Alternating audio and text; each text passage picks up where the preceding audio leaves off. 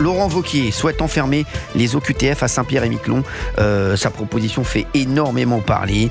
On en parle bien entendu avec toute l'équipe et avec Vincent Roy, journaliste au JDD et au JDD News d'ailleurs. Et Laurent Wauquiez. Moi je trouve qu'il a fait un beau coup. En tout cas, il a fait un coup. On parle énormément de lui. Oui. Mec, je vais vous dire, qu'on parle de vous, c'est pas... Voilà, ça fait les mecs, j'entends, ça fait un tollé. Ça va. Ça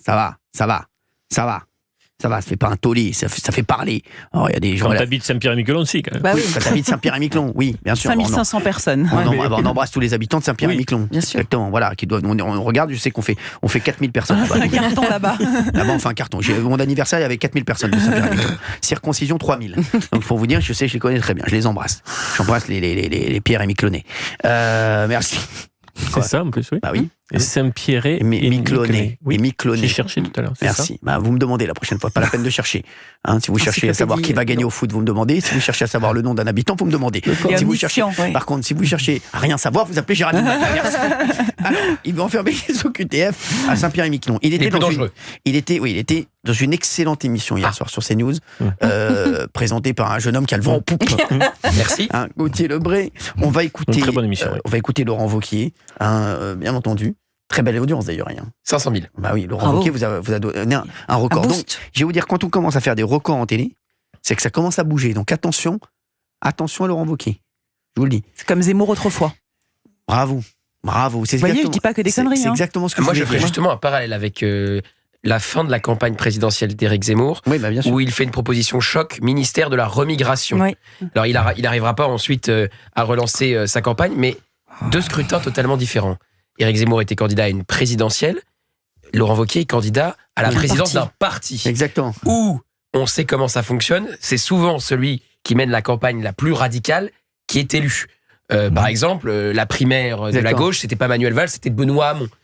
On choisit souvent le choix de la radicalité. Alain Juppé n'a pas gagné la primaire à droite. Exactement. Donc là, on voit bien, la semaine dernière, c'était Bruno Retailleau qui disait quand même « abat le voile ».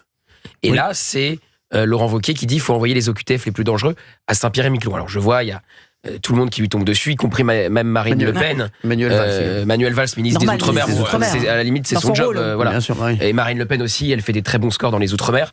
Et donc, elle dit, ça ne peut pas être des territoires de seconde zone où on envoie les OQTF les plus dangereux. Parce que c'est la question que je lui ai posée hier.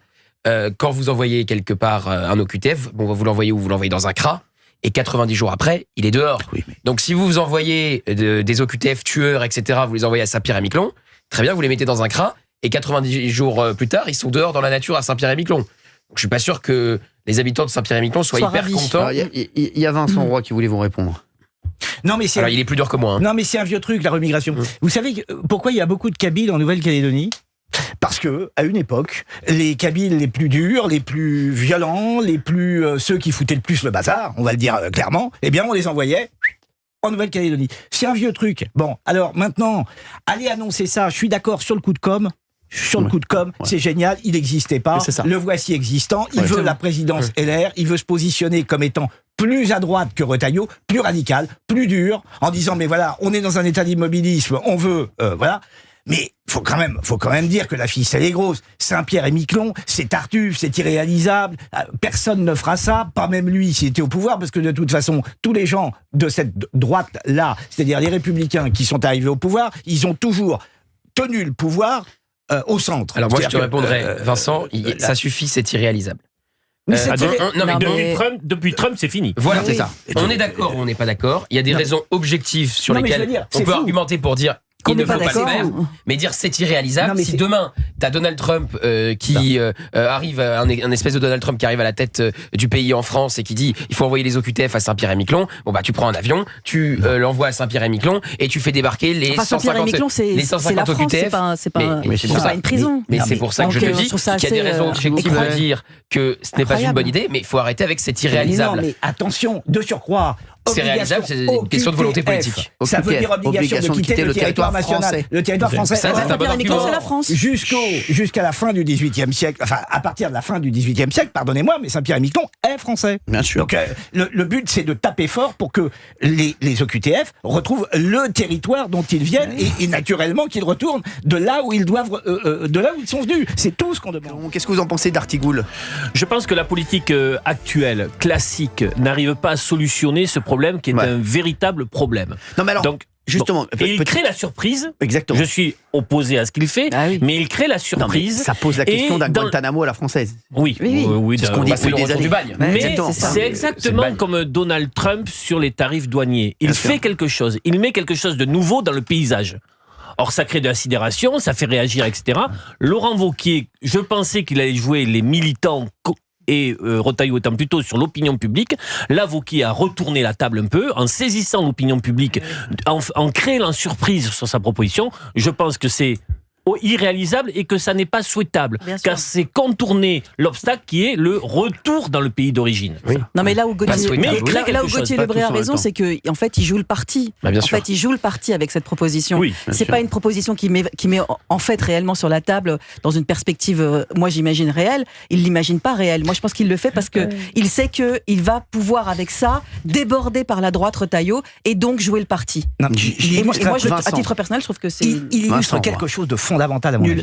C'est la manière de faire de la politique. Il y a 30 ans ou 40 ans, lorsque vous sortiez une énormité, vous étiez immédiatement invisibilisé, dénigré. Oh, il a sorti une telle bourde. Non mais alors franchement, ce type-là, etc. Aujourd'hui, vous sortez un truc comme ça et vous accrochez la lumière. Et ça, c'est fondamental. Sur la manière de faire de la politique, il faut observer comment on la faisait avant et comment on la fait maintenant. Et on la fait de manière extrêmement différente. Alors, je ne sais pas si on peut parler de Trumpisation, je ne sais pas quel mot on peut employer. En tous les cas, on peut observer qu'il y a là vraiment un déplacement de la manière de faire de la politique. Non mais il a raison, Vincent. Vincent, excellent. Excellent. Excellent. Oui, n'en faites pas trop. Vous êtes en train de fragiliser Gauthier là. Vous voyez pas ? Non mais ça va. Vincent, il se passe quelque chose sur ça devient faut qu'on se voit, Vincent. Faut qu'on se voit vite. Non mais vraiment, faut que je vois vite, Vincent. Vous voyez qui vous voulez. C'est pas moi qui vous empêchez de voir qui vous voulez voir. On veut pas la peine de faire. Il est jaloux. Géraldine Maillet. On dirait qu'elle va au village de Roland Garros. Non mais vous avez raison, Vincent, parce qu'aujourd'hui la politique est en fait dans la punchline. Et en cela, la punchline, elle est très très réussie. Donc sur le fond, moi je suis pas d'accord, mais sur la forme, pour moi la forme, cette phrase là, elle est uniquement destinée à qui ? À Retailleau, qui est en train de s'embourber dans le problème algérien, qui est en train de s'invisibiliser comme ça dans le gouvernement, en train d'être complètement inutile. Et lui, au moins, il est sorti. Pour l'instant, il est quand même un peu inutile. Il fait rien. De toute façon, elle fait tous les gens que j'aime bien. Elle prend malin plaisir à leur taper dessus. Pas du tout. Pourquoi vous dites ça ? Non, vous avez remarqué ? Voilà. Non mais reconnaissez que Retailleau a beaucoup dit. C'est bon, j'ai eu fritage, j'ai pas besoin d'avoir pas besoin d'avoir les deux jumelles de l'apéritif. Il est à l'extérieur, il fait sa petite punchline. Tout le monde en a parlé j'ai vu sur toutes les chaînes de télé, ce qui est quand même une grande réussite de communication. Mais après sur le fond, effectivement, ça n'a aucun sens. Voilà. Non mais on va parler de. Alors juste, je voulais savoir. Moi, je voudrais savoir concrètement dans votre article. Excusez-moi. Prends la confiance. On est où là ? Non mais Géraldine, on est où ? Je voulais poser une question à Vincent qui est spécialiste, contrairement à Gauthier. Vincent, déjà, je vais vous dire. Contrairement à Gauthier, c'est moi qui pose des questions. Donc vous me posez la question, je vois si je la pose à Vincent. Allez-y. Alors, je voulais demander à Vincent, et si vous pensez que c'est intéressant, vous lui poserez à ma place. En fait, moi, le problème, en fait, et effectivement, Olivier l'a dit, ce sont les OQTF. Pourquoi il reprend dans l'article la notion de Schengen ? C'est-à-dire que moi, je voudrais comprendre pourquoi, quand on est hors espace Schengen, il est plus facile d'avoir des OQTF que quand on est dans un espace Schengen. En fait, moi, j'ai l'impression que c'est le nerf du problème et le cœur du problème et que personne s'en occupe. Parce que Schengen t'interdit de faire ça. Oui, tout simplement. Bien sûr. Oui, mais alors pourquoi d'ailleurs, il y a très peu de temps encore, on remettait en cause Schengen pour ces raisons-là ? Parce que vous pouvez arriver de n'importe où. Dès lors que vous avez posé les pieds en Europe, vous faites ce que vous voulez. Oui, mais alors pourquoi on n'abolit pas Schengen pour ces OQTF alors ? Pardon ? Pourquoi on n'abolit pas Schengen pour justement résoudre le problème des OQTF ? Là, vous mettez le pavé dans la mare, là. C'est un vrai problème. Et donc c'est pas ça qu'il a voulu mettre dans la mare ? Non, je pense pas. Pas du tout. Pas du tout. Ils sont morts de rire. Alors je sais pas, j'ai pas entendu. Le Schengen, c'est pas Uriel Malmaison.